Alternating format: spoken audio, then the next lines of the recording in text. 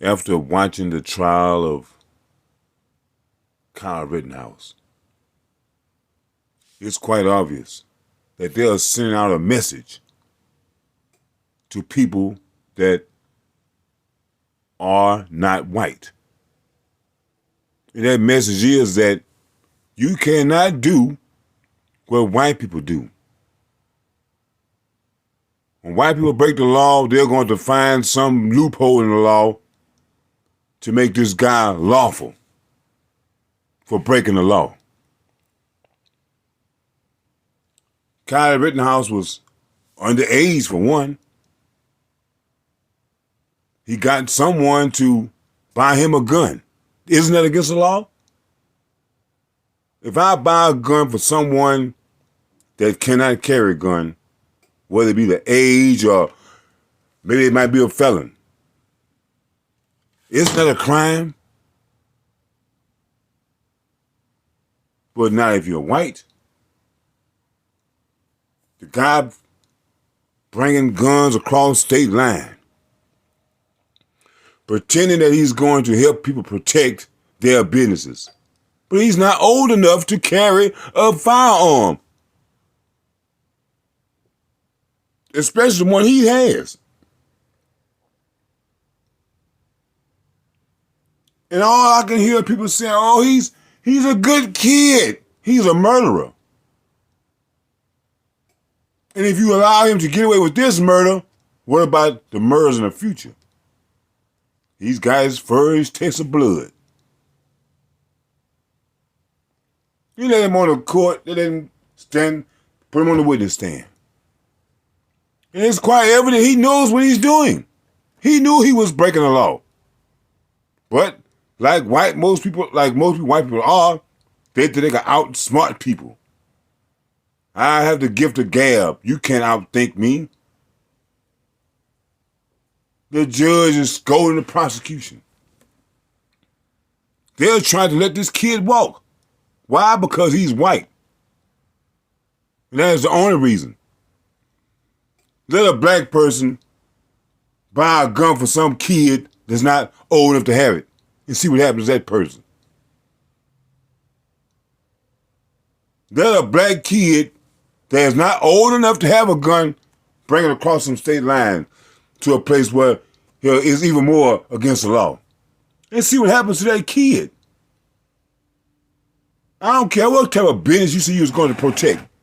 If you was going to protect the police department, you broke the law. But when white people break the law, they're going to scour the law books to find something to overrule that one. Well, I know it says that, but in this case, because he said he was trying to protect someone's business, we're going to overlook that. And the owners of the business said they did not ask for their help. But sir, regardless of what you say, we're going to help you anyway. That's some white rules for you. Now, I already know that sometime in the near future, some black kid is going to do something similar and they're going to throw a book at him. See, we lost our loopholes back during the OJ trial. Since OJ, they're making sure that black people will not use these loophole tactics. They're going to shut it down before you get there. That's why they are locking black people up with little to no evidence. But when white people have all this evidence, they still find a reason to let him go. Now, I don't know how long this is going to last, and I don't know how long that people are think that black people are just going to stand back and allow this to happen to us. Although it was a white guy that got killed, his intentions were to go up there in that town and kill somebody black. Because they keep saying that black people are the looters. But because this guy's white, they're going to try everything they can to let him off. That's the message that these trials are sending to black people. cops or whoever it is committing these crimes against black people get little to no time. And it's not a fact that it must stop. It's going to stop. This here will not continue. White people getting off that commit murders and different crimes are getting off. That is going to stop. Now, this other case with Ahmaud Arbery. If you ever watch Andy Griffith, it's like this town where they have this trial at is Mount Pilot. And everyone in this town is trying to pretend like they're some big time city folks when they're not. You're nothing but country people. The judge, he's too nice. He finally addressed these tactics that I've been seeing since day one, that the defense is using to distract the jury as well as the prosecutors. Keep distractions going, you're going to lose your train of thought. Sliding tables around, making all different types of noises, these stupid objections that they make that doesn't lead to anything, just objecting. I object. And the judge allowed it to happen time and time again, so stopping that when it first came about. Hey, I used to watch Andy Griffith. Born in fighting, so you got to nip it in the bud. And this judge did not nip it in the bud. He let it continue. You know, I just say, man, we can see what's going on. I understand that these white people hate to do their own people in. It's about their survival. So they really hate to do it to another white person. And it's like the society, the world is twisting their arms behind their back to do what they don't want to do. And that is turn each other in. They try to make all these different objections about what somebody said, what was done. In spite of all the evidence, it's on tape. It's on film. You had witnesses that you tracked this black man down and you gunned him down.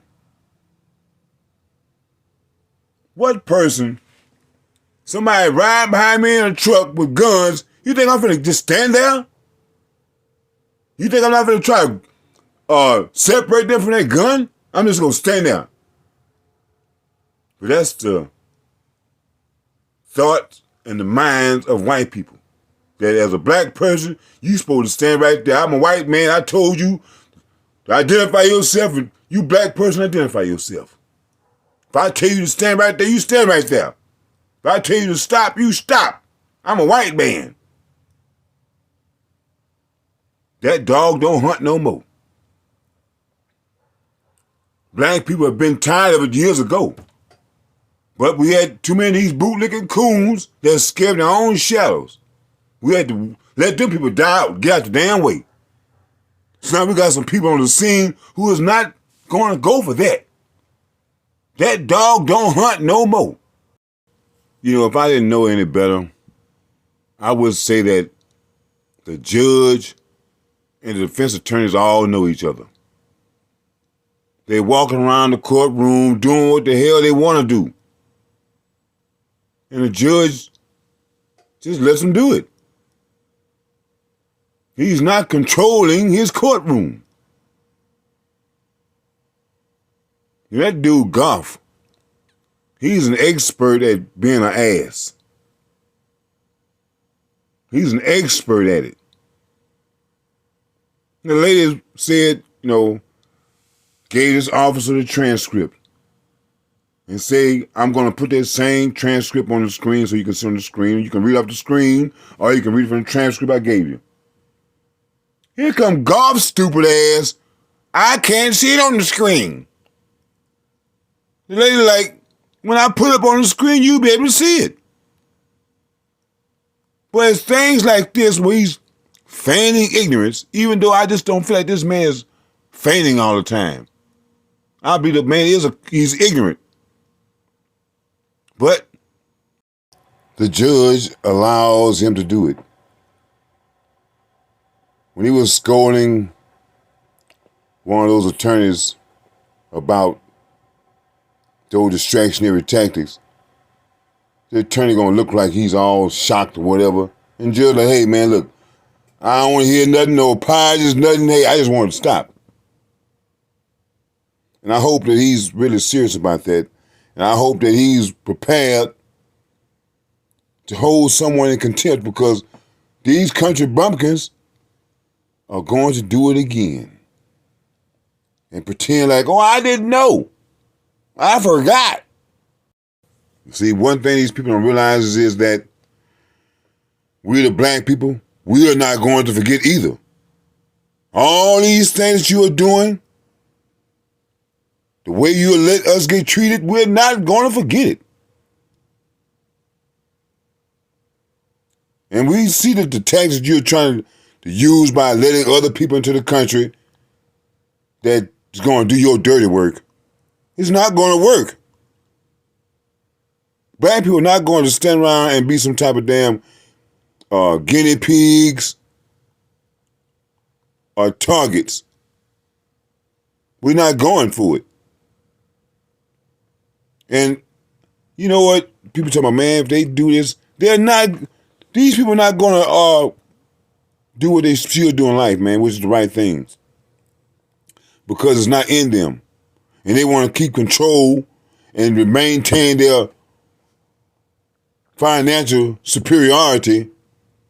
So they're going to do everything they can to create discourse.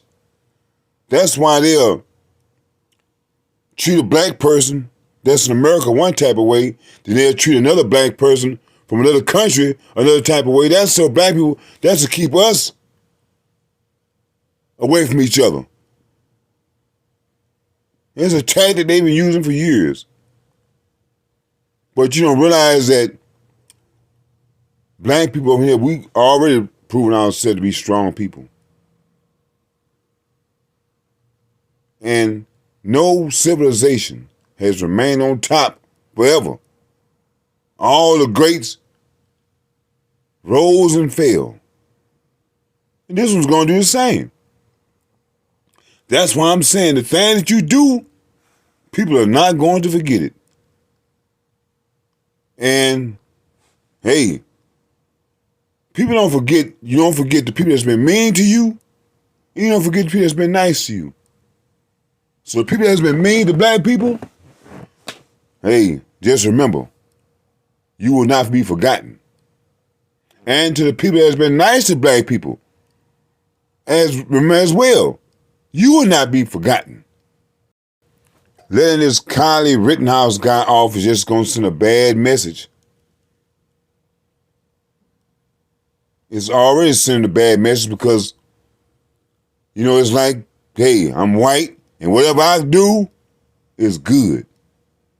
Even though I was up underage and wasn't supposed to have a gun, I'm not going to be charged. And neither is the person that bought it for me. They're not going to be charged either. And for the murder, we're just going to sweep that up under the rug. That's a bad message which you are sending out to some other person that's looking. Because they're going to do the same crime and expect the same results. There is no deterrent for white people that commit crimes. There are incentives, bonuses, gifts for white people that commit crimes, but no deterrent. You know, maybe these cases will get more juicy as time passes on. We just have to wait and see. And what I'm really waiting on to see is what type of ruling will the judge make? What type of judgment will these 11 white jurors bring? All we can do is wait and see. Treat people the way that you would like to be treated. They said that for a reason. Because how you treat a race of people today will determine how that race of people treats you tomorrow.